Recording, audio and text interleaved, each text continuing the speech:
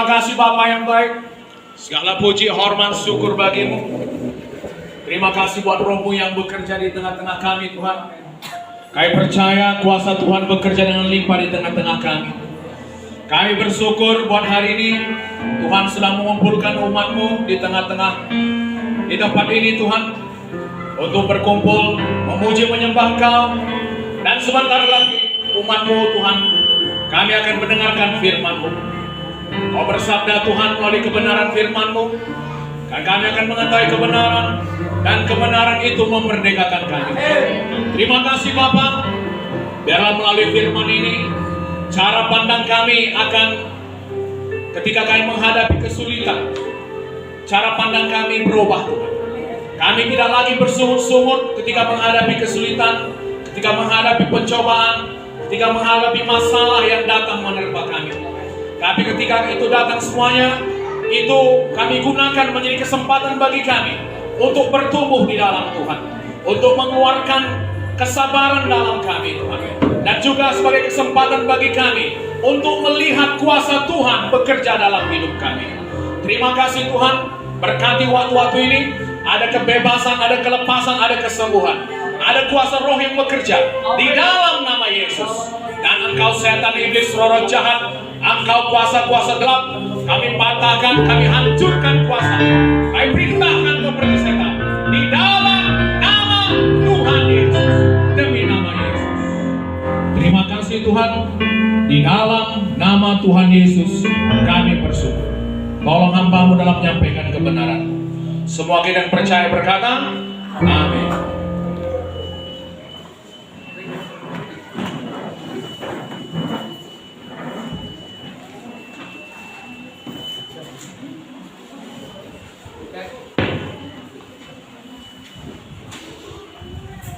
Haleluya.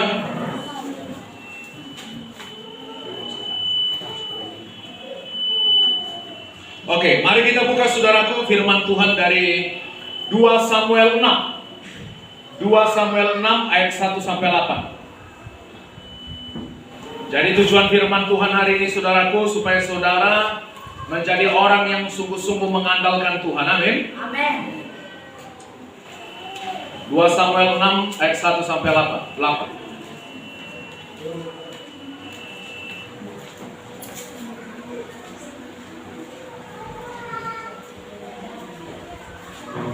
Kapan? 1, 2, 3 ya. Daud mengumpulkan pula semua orang pilihan di antara orang Israel, 30.000 orang banyaknya. Kemudian bersiaplah Daud, lalu berjalan dari balai Yehuda dengan seluruh rakyat yang menyertainya, untuk mengangkut dari sana tabut Allah yang disebut dengan nama Tuhan semesta alam, yang bertahta di atas kerubim. Mereka menaikkan tabut Allah itu ke dalam kereta yang baru setelah mengangkatnya dari rumah Abinadab yang di atas bukit. Lalu Uza dan Ahio, anak-anak Abinadab, mengantarkan kereta itu. Uza berjalan di samping tabut Allah itu, sedang Ahio berjalan di depan tabut itu. Daud dan seluruh kaum Israel menari-nari di hadapan Tuhan dengan sekuat tenaga, diiring nyanyian, kecapi, gambus, rebana, kelentung, dan ceracap. Ketika mereka sampai ke tempat pengirikan Nakon, maka Uza mengulurkan tangannya kepada tabut Allah itu, lalu memegangnya, karena lembu-lembu itu tergelincir. Maka bangkitlah murka Tuhan terhadap Uza, lalu Allah membunuh dia di sana karena keteledorannya itu. Dia mati di sana dekat tabut Allah itu. Daud menjadi marah karena Tuhan telah menyambar Uza demikian hebatnya. Maka tempat itu disebut orang Peres Uza sampai sekarang. Haleluya saudara. Haleluya.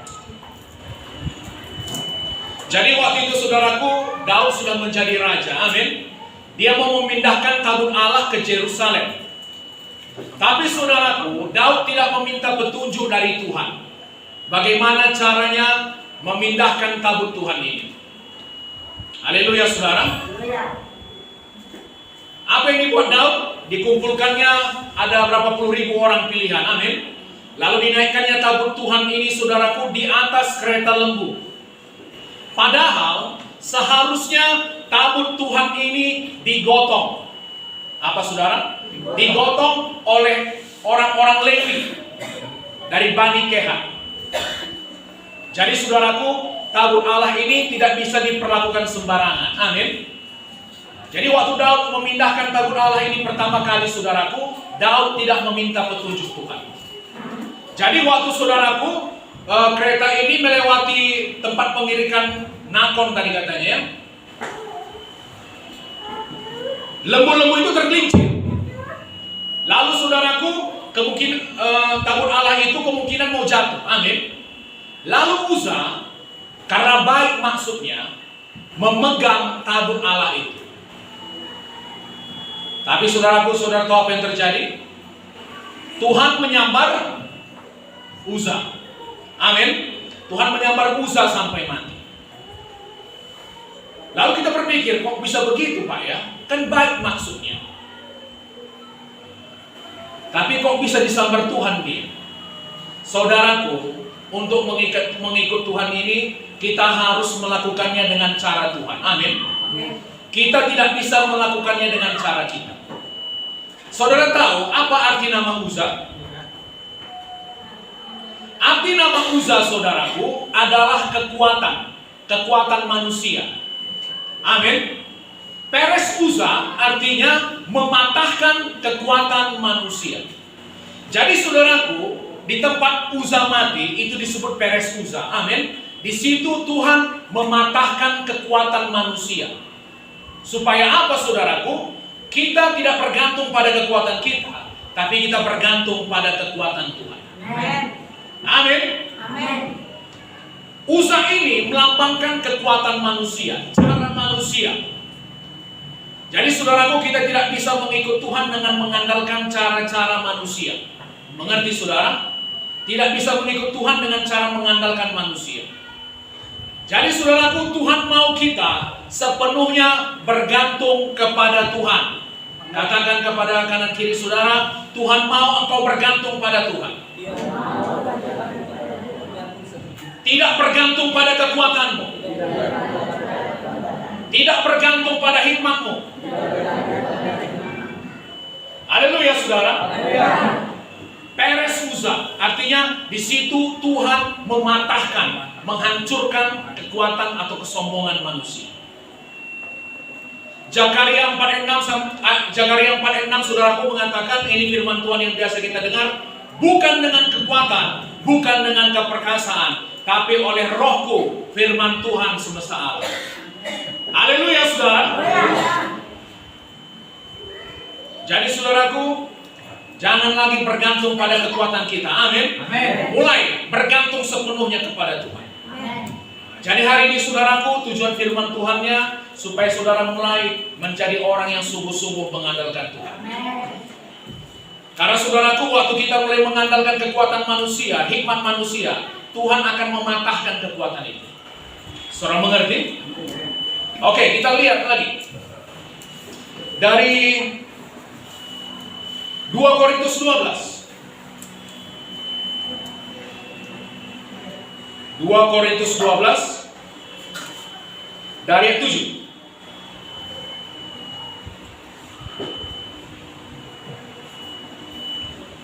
Semua semangat? Amin.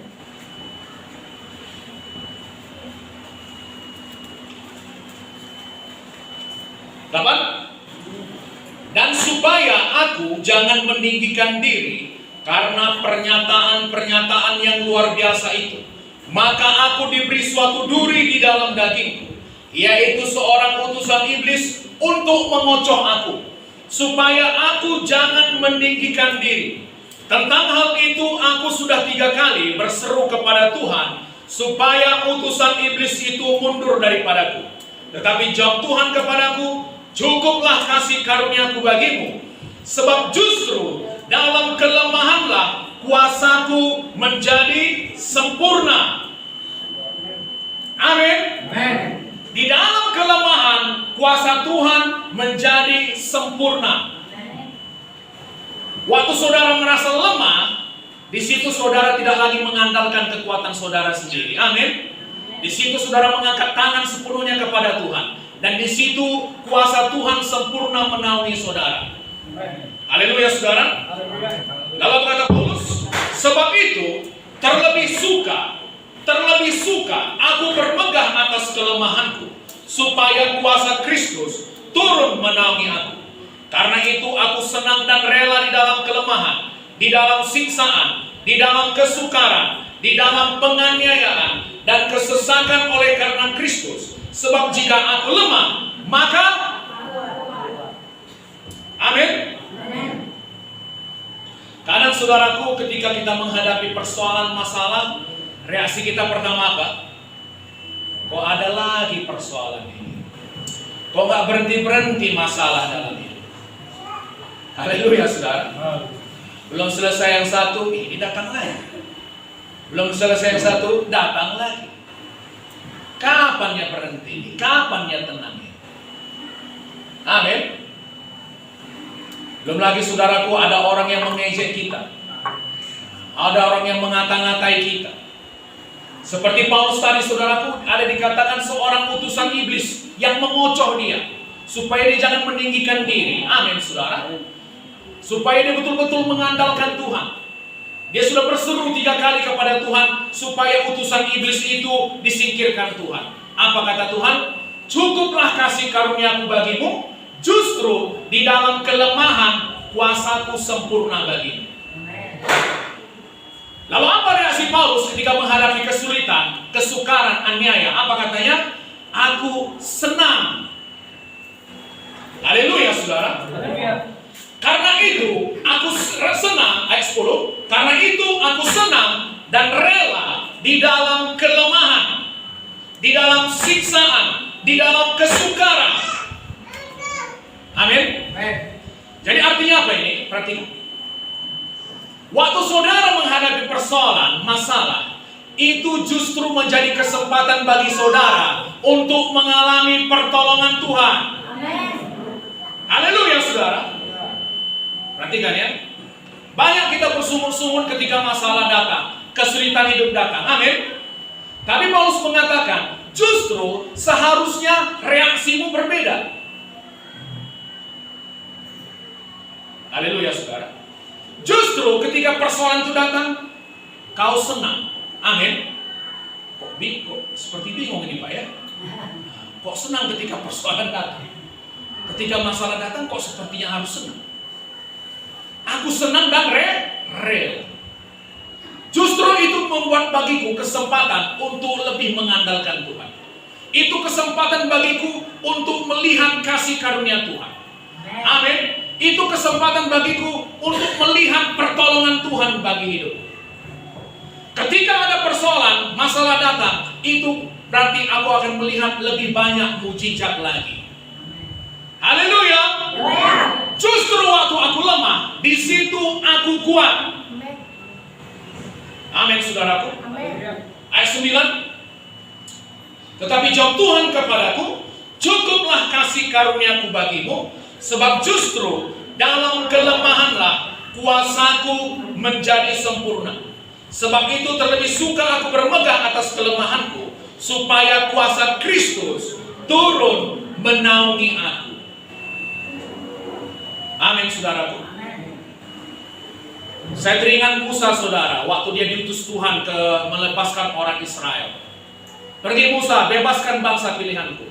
Musa bilang, aku gak pandai bicara Tuhan, ngomong pun aku gak bisa. Haleluya saudara. Tapi saudaraku, justru waktu dia merasa tidak layak itu, dia memenuhi syarat untuk bisa dipakai Tuhan. Amin. Sebab justru di dalam kelemahan kuasa Tuhan menjadi sempurna. Awal-awalnya saudaraku, Harun menjadi juru bicara Musa.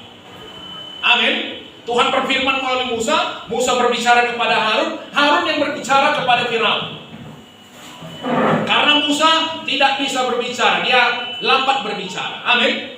Tapi lama-lama kita perhatikan saudaraku, Musa sendiri yang berbicara kepada Firaun. Saudara mengerti ini? Jadi saudaraku, apa kelemahan saudara? Tuhan bisa pakai itu untuk menunjukkan kuasanya. Saudara mengerti ini? Saya melihat bagaimana Tuhan saudaraku memilih murid-muridnya. Amin. Dia tidak memilih orang-orang terpelajar. Dia memilih orang-orang tidak berpendidikan. Supaya apa? Supaya Tuhan betul-betul dipermuliakan. Supaya tidak seorang pun bisa memegahkan diri. Supaya tidak seorang pun bisa menyombongkan diri. Haleluya.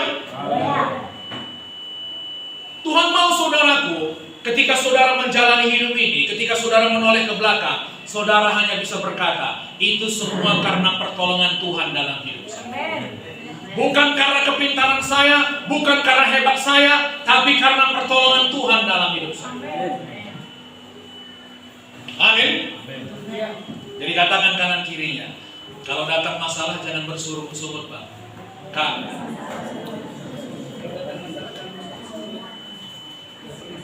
Haleluya. Karena reaksi pertama kita saudaraku biasanya ketika menghadapi masalah persoalan bersungut-sungut. Kok sepertinya nggak selesai-selesai ini? Amin saudaraku. Justru kata Paulus tadi bahwasanya saudaraku, aku senang dan rela di dalam kelemahan. Sebab ketika aku lemah, di situ aku kuat. Haleluya.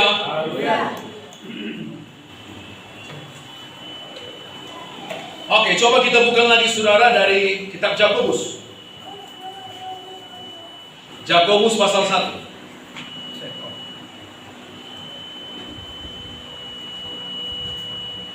Yakobus pasal 1 dari ayat 2.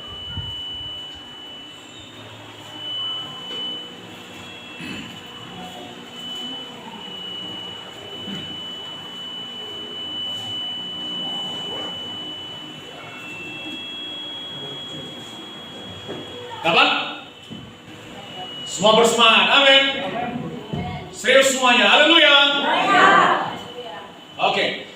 Yakobus 1 ayat 2, saudara-saudaraku, anggaplah sebagai suatu kebahagiaan apabila kamu jatuh ke dalam berbagai-bagai pencobaan, sebab kamu tahu bahwa ujian terhadap imanmu itu menghasilkan ketekunan, dan biarkanlah ketekunan itu memperoleh buah yang matang, supaya kamu menjadi sempurna dan utuh dan tak kekurangan suatu apapun.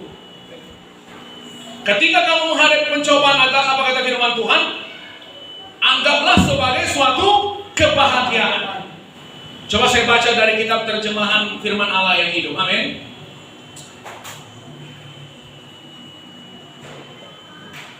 Firman Allah yang hidup, Yakobus 1 ayat 2. Perhatikan ya. Saudara sekalian yang saya kasihi, apakah kehidupan saudara sedang dilanda berbagai kesulitan dan cobaan? Halo? Apakah kehidupan saudara sedang dilanda berbagai kesulitan dan cobaan? Kalau iya, apa kata firman Tuhan? Kalau demikian, bergembiralah. Apakah kamu sedang menghadapi kesulitan dan pencobaan? Berbahagialah. Amin. Karena jika jalan kehidupan itu sulit, kalau kehidupan kita sulit, kita menghadapi kesulitan, kesabaran saudara memperoleh kesempatan untuk tumbuh. Sebab itu, biarkanlah kesabaran saudara tumbuh, dan janganlah melarikan diri dari persoalan yang saudara hadapi. Karena apabila kesabaran saudara telah berkembang sepenuhnya, maka saudara akan sanggup menghadapi segala sesuatu. Saudara akan berwatak kuat tanpa celah atau kekurangan suatu apapun. Amin saudara. Amin. Jadi firman Tuhan berkata, ketika saudara menghadapi masalah, persoalan, kesulitan hidup, jangan melarikan diri dari persoalan itu. Hadapi. Amin. Amin. Amin. Ada orang saudaraku mencoba melarikan diri dari masalah. Dia lari ke apa? Minum, mabuk, narkoba, mencoba untuk melupakan masalah. Udah sadar dia saudaraku, masalah itu tetap ada. Amin. Lalu bagaimana menyelesaikannya? Hadapi. Jangan diri dari persoalan, firman Tuhan mengatakan. Haleluya saudaraku. Pakai masalah itu sebagai kesempatan untuk membentuk watak saudara, membentuk sikap kita, karakter kita. Amin. Dikatakan tadi, saudara akan berwatak kuat tanpa celah atau kekurangan suatu apapun. Amin saudaraku. Suatu karakter yang kuat tanpa celah itu dibentuk melalui kesukaran-kesukaran. Amin. Saya tanya saudara, nahkoda yang berpengalaman dibentuk melalui lautan yang tenang atau lautan yang bergelombang? Nahkoda yang berpengalaman itu dibentuk melalui lautan yang tenang atau lautan yang ganas? Lautan yang ganas, saudara. Saya sudah pernah melewati 7 lautan. Lautan yang ganas. Gak heran dia menjadi nahkoda yang berpengalaman. Amin. Pelaut yang tangguh. Pelaut yang tidak kenal menyerah. Haleluya saudara. Karakter dibentuk ketika menghadapi kesulitan-kesulitan. Haleluya saudara. Jadi ingat ya, ketika masalah menghadapi kita saudaraku, anggap itu sebagai satu kebahagiaan. Yang pertama tadi, untuk apa? Supaya saya menghadapi masalah ini, saya akan melihat lagi lebih banyak pertolongan Tuhan dalam hidup saya. Saya lebih banyak melihat mujizat Tuhan dalam hidup saya. Ini kesempatan bagi saya untuk bergantung sepenuhnya kepada Tuhan. Amin. Justru ketika aku lemah, tidak berdaya, kuasa Tuhan sempurna bekerja keras. Haleluya. Itu yang pertama. Yang kedua, ketika menghadapi masalah, kenapa kita berbahagia? Anggap itu sebagai kesempatan untuk menumbuhkan kesabaran dalam hidup saudara. Haleluya saudaraku. Membentuk watak, membentuk karakter tangguh, tidak mudah menyerah. Ajari anak-anak saudara seperti itu. Saya suka saudaraku, kalau misalnya dari kecil anak-anak itu disuruh olahraga. Amin. Saya dulu waktu kecil saudaraku, saya suka olahraga. Saya dulu paling suka olahraga badminton. Saudara tahu badminton? Dan juga voli, dulu saya suka voli waktu masih kecil. Waktu itu saya masih SD saudaraku, lawan tanding saya itu biasanya bapak-bapak. Bapak-bapak supir truk, itulah lawan saya. Amin. Main voli pun demikian. Lawan saya saudaraku bukan yang sepantaran saya, enggak. Jadi saudaraku, saya biasa menghadapi kalah atau menang.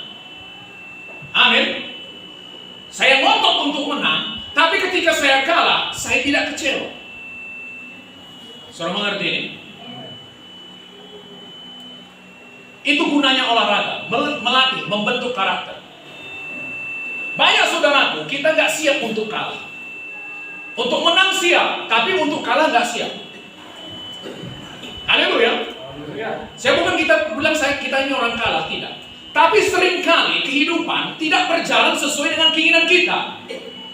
Haleluya saudara. Tidak selalu apa yang kita mau itu terpenuhi. Akan banyak kekecewaan saudara. Amin. Kok begitu Pak? Iya, ini dunia sudah jatuh dalam dosa. Kita punya musuh, namanya iblis. Amin. Ada juga orang-orang yang tidak kenal Tuhan, yang tidak suka sama kita, yang mungkin akan menjatuhkan kita. Bahkan sesama anak Tuhan pun bisa mengecewakan kita. Haleluya saudara. Biasakan ketika kekecewaan menghadap datang saudaraku, biasakan jangan membesar-besarkan kekecewaan itu. Amin. Latih diri saudara, biasanya kekecewaan ini, saya tidak akan larut dalam kekalahan ini. Saya akan bangkit lagi. Amin. Amin saudara. Sehingga saudara terlatih mempunyai watak yang tangguh, kuat, tidak mudah menyerah. Amen. Tidak mudah kecewa. Amin saudara. Amin. Itu yang saya suka dari olahraga, sifat sportif itu. Haleluya. Misalnya anak saudara suka belajar, selalu ranking 1. Lalu suatu hari saudaraku dia tidak dapat ranking 1. Amin. Dia kecewa. Katakan, anakku, inilah namanya kehidupan. Amin. Jangan katakan roda berputar. Haleluya saudara. Jangan katakan kehidupan seperti pedati, kadang di atas kadang di bawah. Itu salah. Itu bukan filsafat kekristenan itu saudara. Amin. Filsafat kekristenan sama seperti naik gunung. Saudara tahu? Bukan seperti roda pedati, kadang di atas, kadang di bawah. Tidak. Filsafat kekristenan, kita akan tetap menaik, tidak menurun. Haleluya. Tapi waktu naik gunung, ada kadang lembah sedikit. Saudara mengerti? Tapi kita akan tetap naik terus. Amin. Beda dengan roda pedati. Nah, udah banting tulang, naiklah kita. Saya itu bangkrut lagi. Banting tulang, naik. Saya itu bangkrut lagi. Saudara mau seperti itu? Tidak. Capek adalah hidup itu, saudara. Nah, jadi filsafat kita bukan seperti roda pedati. Kamu tetap akan menaik, tidak menurun, menjadi kepala, tidak menjadi ekor. Amin. Saudara mengerti? Amin. Tapi saudaraku, ingat itu. Pasti ada masalah, pasti ada kekecewaan. Amin. Ketika menghadapi masalah, persoalan, kesulitan hidup, jangan menjadi kecewa, jangan menjadi kecil hati, jangan marah sama Tuhan. Amin. Halo? Amin. Satu, kenapa? Masalah itu bukan dari Tuhan. Amin. Saudara mengerti? Amin. Anggap sebagai satu kebahagiaan. Hari ini saya akan melihat kuasa Tuhan lebih besar lagi. Masalah ini membuat saya selalu bergantung sama Tuhan. Kadang saudaraku, saya pikir kalau nggak ada masalah kita akan nggak bergantung lagi sama Tuhan. Amin. Kadang sudah nyaman hidup ini, berdoa pun kadang lupa, ya kan gitu. Kadang makan pun udah lupa berdoa. Udah makan, udah berdoa itu tadi itu belum ya? Pernah seperti itu? Atau saudara sudah berdoa tadi, tapi lupa lagi apa sudah berdoa? Pernah seperti itu saudara? Bapak terima kasih untuk berkatmu untuk makan ini. Saya itu saudaraku mau makan saudara. Udah berdoa tadi belum ya?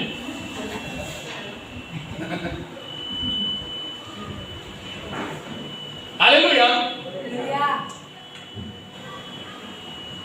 Waktu saudara merasa lemah, tidak berdaya, di situ saudara angkat tangan ke surga. Haleluya saudaraku. Di sini akan melihat manifestasi kuasa Tuhan sepenuhnya dalam hidup saya. Pertolongan yang sungguh dari Tuhan. Saya berbahagia. Amin. Coba katakan berbahagia. Jangan marah. Jangan menangis. Amin saudara. Jangan persalahkan Tuhan. Oke, lanjut. Saudaraku, pernah dibuat satu percobaan. Jadi antara riksawan membawa lebah, beberapa ekor lebah ke ruang angkasa.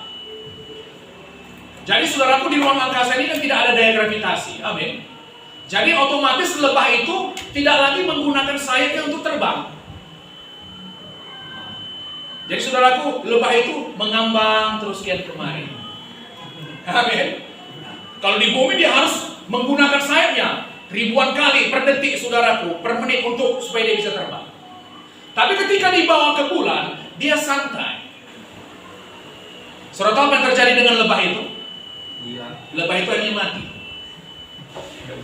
Mati. Amin. Karena lebah tidak diciptakan untuk hidup tanpa perlawanan, tanpa peperangan, tanpa perjuangan. Haleluya, saudara. Dia dilatih memang untuk terbang, untuk bekerja. Ketika disuruh santai nggak bisa dia. Itu bukan kodrat hidupnya. Ah udahlah, lewat aja lah tuh berangkat. Amin. Amin. Saya percaya pun kita demikian, saudara. Amin. Haleluya. Haleluya. Kita diciptakan lebih dari pemenang. Amin. Apa artinya pemenang? Ya, pemenang ya pasti ada pertarungan dulu baru menjadi pemenang. Amin.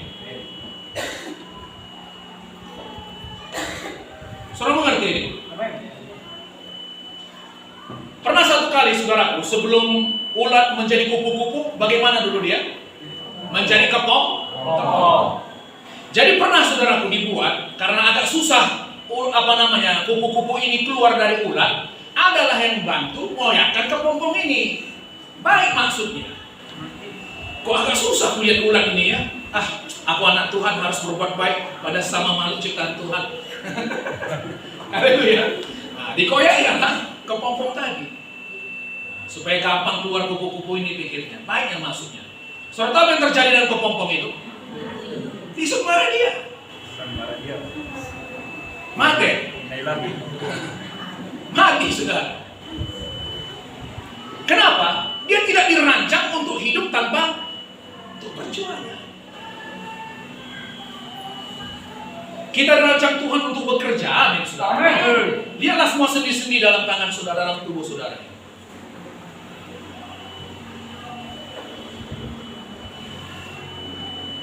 Saudara tahu kenapa manusia menciptakan mobil? Awal mula kan saudaraku, manusia kemana-mana naik apa? Jalan kaki, amin. Jadi saudaraku, saudara bayangkanlah, misalnya untuk bawa hasil beras, misalnya hasil padi, beras. Saudara bayangkan saudaraku dari kampung menuju pasar misalnya saudaraku, berjarak puluhan kilo.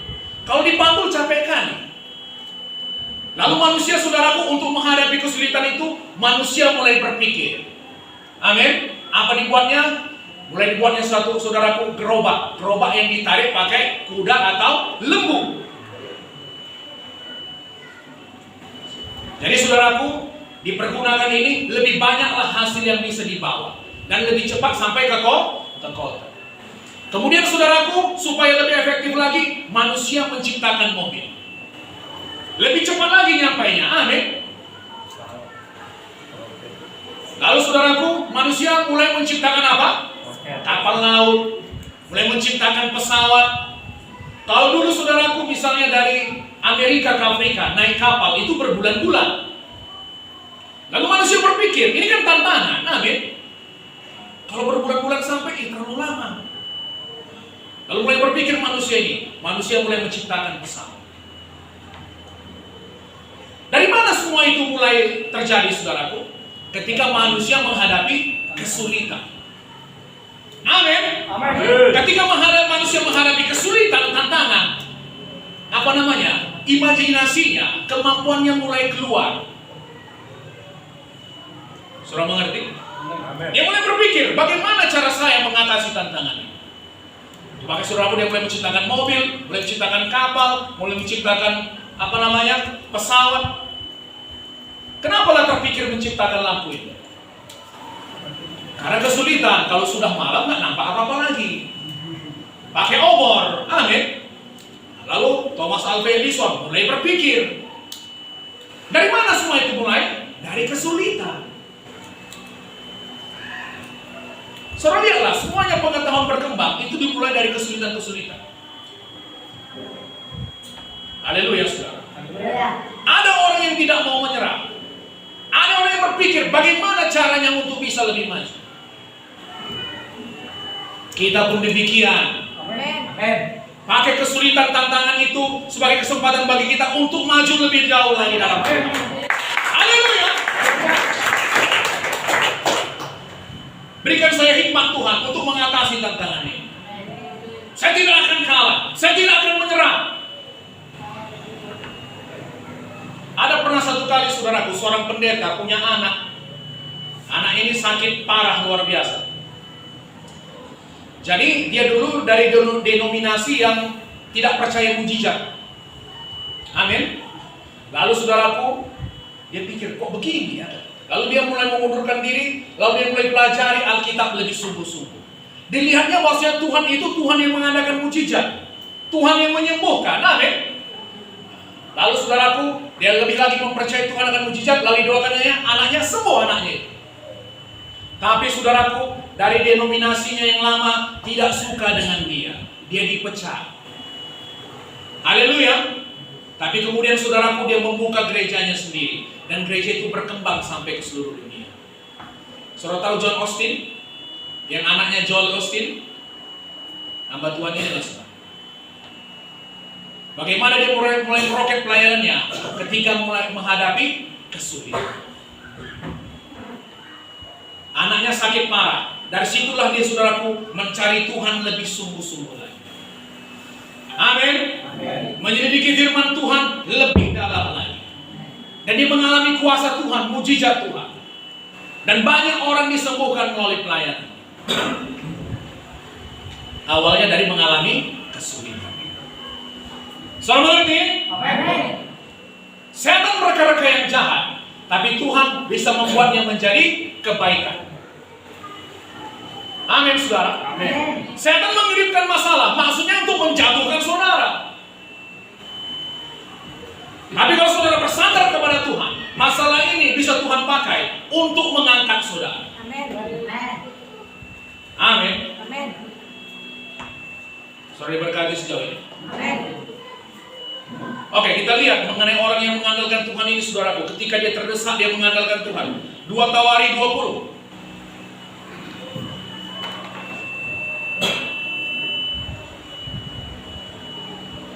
Dua Tawari 20.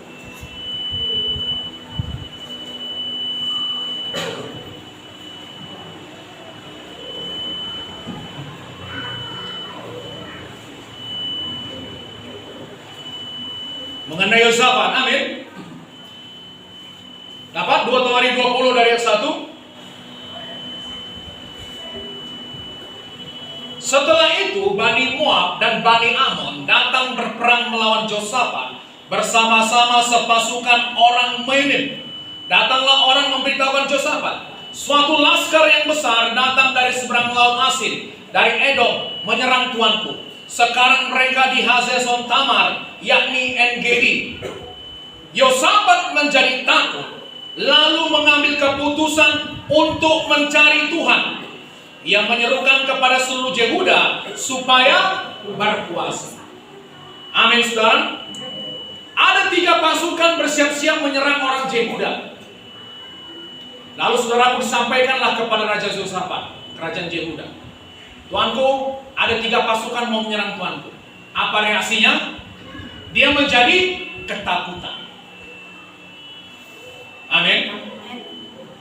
Tapi saudaraku, ketika dia takut, dia tidak berhenti sampai di situ. Haleluya. Ketakutannya, masalahnya membuat dia datang mencari Tuhan. Ini yang penting.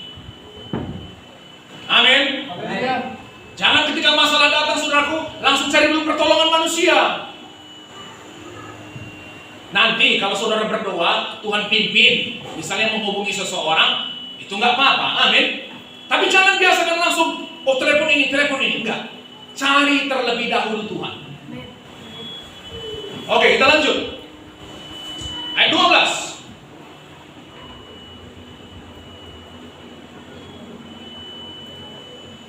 Ini doa Yosafat ya.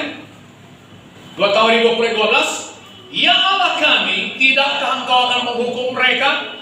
Karena kami tidak mempunyai kekuatan untuk menghadapi laskar yang besar ini yang datang menyerang kami. Apa katanya? Kami tidak punya kekuatan. Amin. Kekuatan 1:3. Kami tidak tahu apa yang harus kami lakukan, tetapi mata kami tertuju kepadamu. Amin. Seringkali saudaraku, ketika masalah itu datang, kita nggak tahu mau buat apa lagi. Amin. Amin. Apalagi ini Tuhan mau ngapain? Tapi apa kata Yosafat? Tapi saat ini mata kami tertuju padamu. Amin.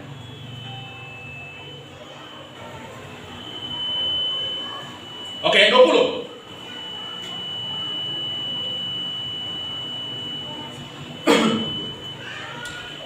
Keesokan harinya, pagi-pagi mereka maju menuju padang gurun Tekoa. Ketika mereka hendak berangkat, berdirilah Yosafat dan berkata, dengar hai Yehuda dan penduduk Yerusalem, percayalah kepada Tuhan Allahmu dan kamu akan terteguh. Percayalah kepada nabi-nabinya dan kamu akan berhasil. Setelah ia berunding dengan rakyat, ia mengangkat orang-orang yang akan menyanyi-nyanyikan nyanyian untuk Tuhan dan memuji Tuhan dalam pakaian kudus yang semarak. Pada waktu mereka keluar di muka orang-orang bersenjata sambil berkata, nyanyikanlah nyanyian syukur bagi Tuhan, bahwasanya untuk selama-lamanya kasih setianya. Ketika mereka mulai bersorak-sorai dan menyanyikan nyanyian pujian, dibuat Tuhanlah penghadangan terhadap Bani Amon dan Moab dan orang-orang dari pegunungan Seir yang hendak menyerang Yehuda, sehingga mereka terpukul kalah. Lalu Bani Amon dan Moab berdiri menentang penduduk pegunungan Seir, hendak menumpas dan memunahkan mereka. Segera sudah mereka membinasakan penduduk Seir, mereka saling bunuh-membunuh. Ketika orang Yehuda tiba di tempat peninjauan di padang gurun, mereka menengok ke tempat laskar itu. Tampaklah semua telah menjadi bangkai berhantaran di tanah, tidak ada yang terluput. Lalu Yosafat dan orang-orangnya turun untuk menjarah barang-barang mereka. Mereka menemukan banyak ternak, harta milik, pakaian dan barang-barang berharga. Yang mereka rampas itu lebih banyak daripada yang dapat dibawa. 3 hari lamanya mereka menjarah barang-barang itu, karena begitu banyaknya. Perhatikan saudaraku firman Tuhan. Haleluya. Haleluya. Awalnya saudaraku mereka merasa lemah, ketakutan. Tapi justru di situ mereka mencari Tuhan. Amin. Haleluya. Kami nggak punya kekuatan Tuhan, tapi saat ini mata kami betul-betul tertuju kepada. Kami mengandalkan Tuhan. Kami percaya kasih karunia-Mu cukup bagi kami. Amin. Di saat kami lemah, di situ kami kuat. Haleluya. Amin. Amin. Justru saudaraku, karena ada peperangan ini, mereka melihat mujizat Tuhan dinyatakan. Amin. Saking besarnya jarahan, perlu 3 hari bagi satu bangsa untuk menjarah jarahan itu.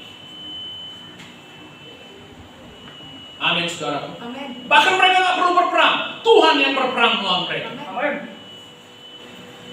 Amin. Haleluya. Nah gitu juga nanti, mungkin saudaraku dalam hidup saudara, mungkin ada orang-orang yang nanti suka mengganggu saudara. Amin. Nanti kita akan lihat saudara. Jadi ingat sekali lagi, haleluya. Haleluya. Ketika menghadapi masalah, terima kasih Tuhan, aku berbahagia. Ini kesempatan bagiku untuk melihat kuasa Tuhan dinyatakan. Aku mengalami mujizat Tuhan yang besar. Peperangan besar, kemenangan besar. Amin. Haleluya. Peperangan besar, pertolongan yang besar. Haleluya. Coba tadi saudaraku, sedikit yang datang. Ya cuma sedikitlah mereka menjarah. Tapi karena banyak yang datang saudaraku, banyak yang mereka jarah. Apa yang nampaknya menjadi kekalahan pada awalnya, Tuhan ubahkan menjadi kemenangan besar. Haleluya. Kemenangan bukan ditentukan oleh besarnya lawan saudara, Amin. tapi ditentukan siapa di pihak saudara. Haleluya. Amin. Amin. Tuhan di pihak kita, dan kalau Tuhan di pihak kita, siapa bisa menjadi lawan? Haleluya. Berbahagia. Amin. Aku senang dan rela menghadapi kesulitan. Amin. Haleluya. Oke, kita lihat lagi dari 1 Samuel 1.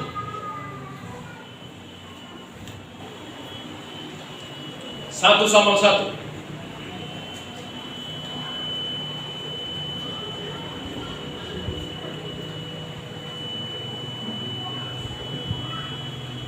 Dari 1.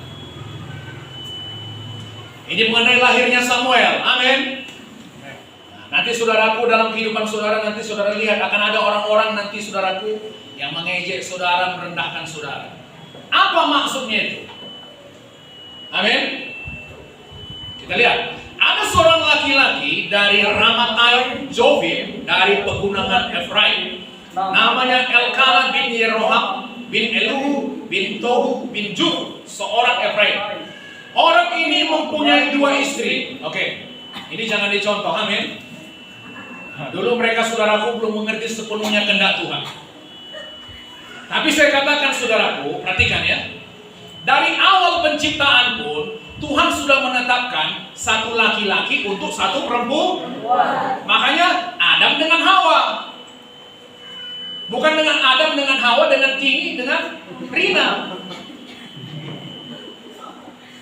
Atau Rina dengan Adam, Hawa dengan Adam, Tono, Yanto. Untuk Yanto nggak di sini ya. Haleluya saudara. Jadi nggak ada itu istilah poligami, nggak ada poliandri. Satu laki-laki untuk satu perempuan. Amin.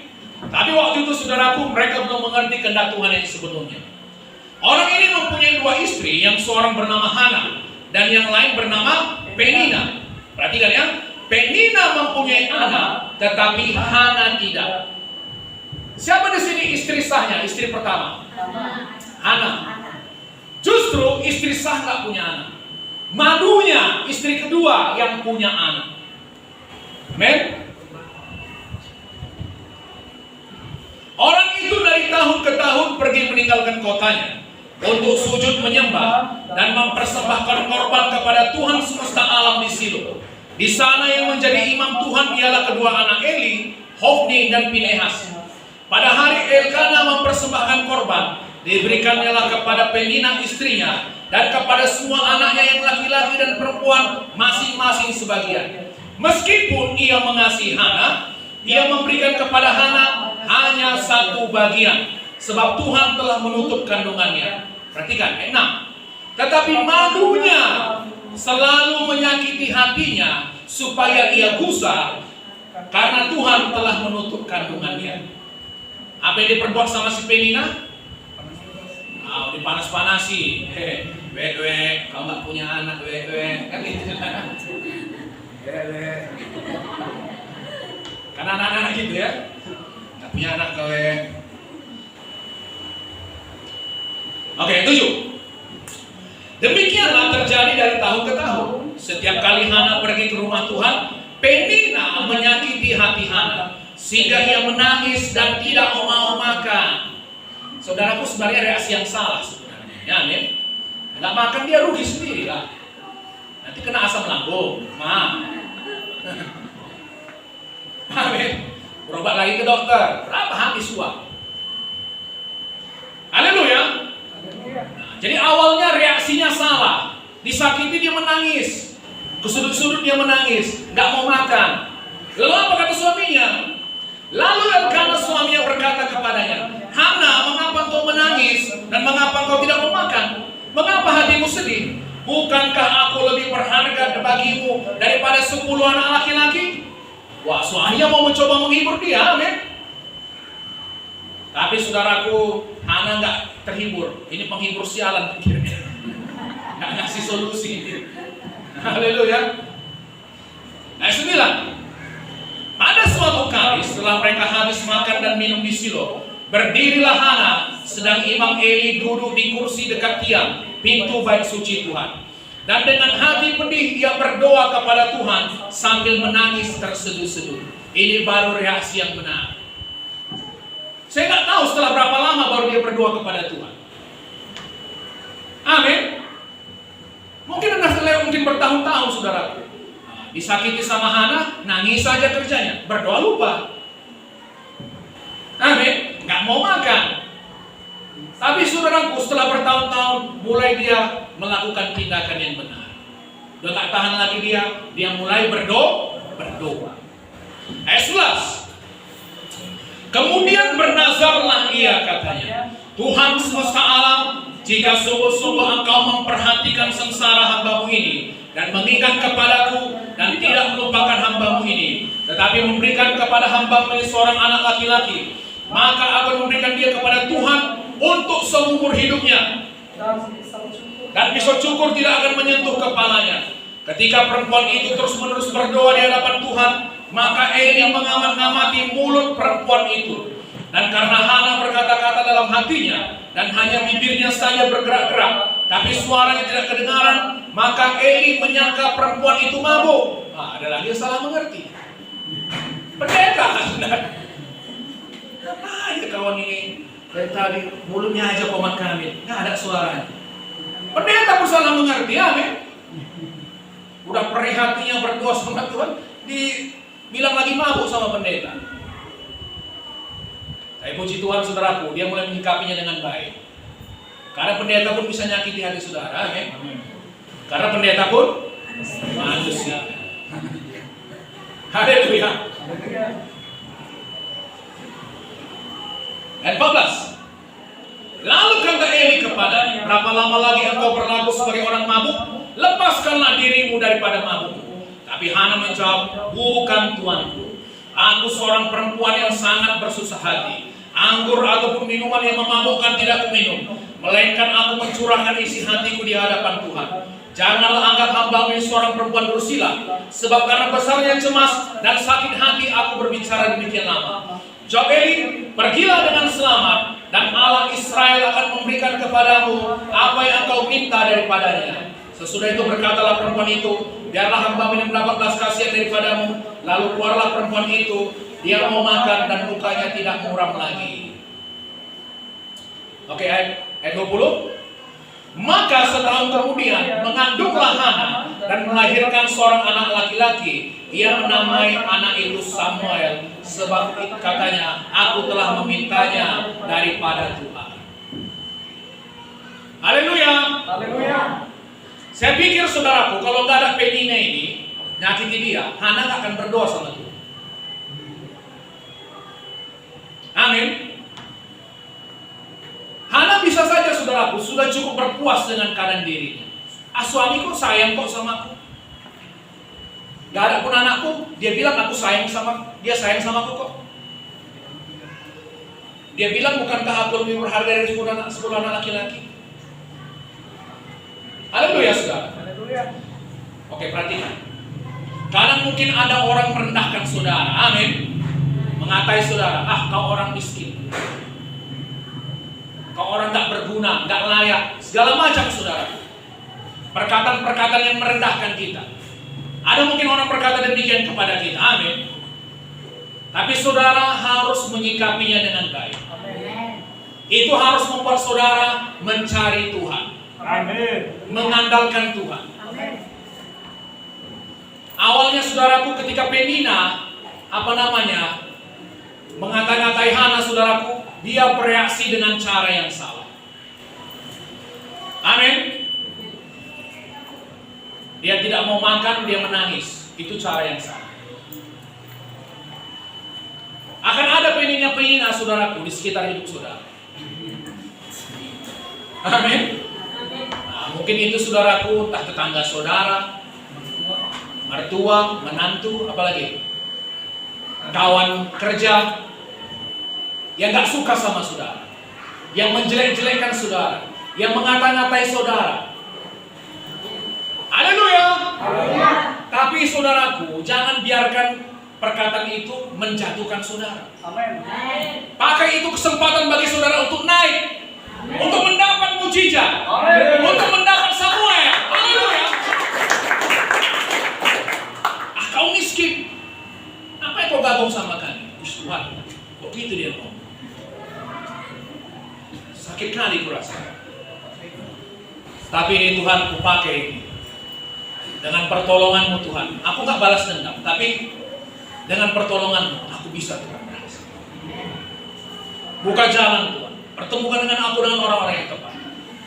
Aku bisa berhasil dalam nama Yesus. Ya tunjukkan, amin saudaraku. Jangan saudara terpuruk di situ, jatuh di situ, gak berbuat apa-apa, itu salah. Kalau Penina nggak ada, Hana nggak akan pernah dapat namanya si Samuel. Amin. Amin. Jadi karena itu berbahagia. Saudara mengerti ini? Amin. Kadang saudaraku ketika terjadi masalah, kadang kita nggak mengerti kok bisa ini terjadi ya, kok bisa ini datang ya. Hadapi saja dengan iman. Amin. Amin.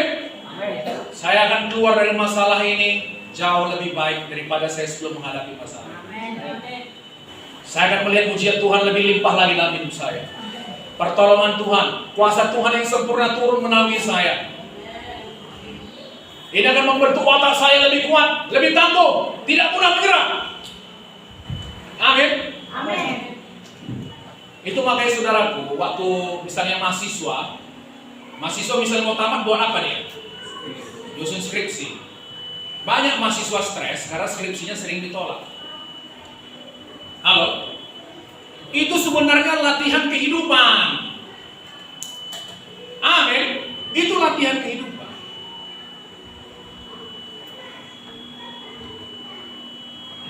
Ketika saudara gagal, anggap itu latihan kehidupan. Kesempatan untuk lebih baik lagi, untuk naik lebih tinggi lagi. Sore berkati. Amin. Mari kita berbahagia. Amin. Bukan hanya waktu keadaan baik saja. Ketika menghadapi pencobaan, masalah, kesulitan hidup, aniaya, penderitaan, berbahagia. Amin.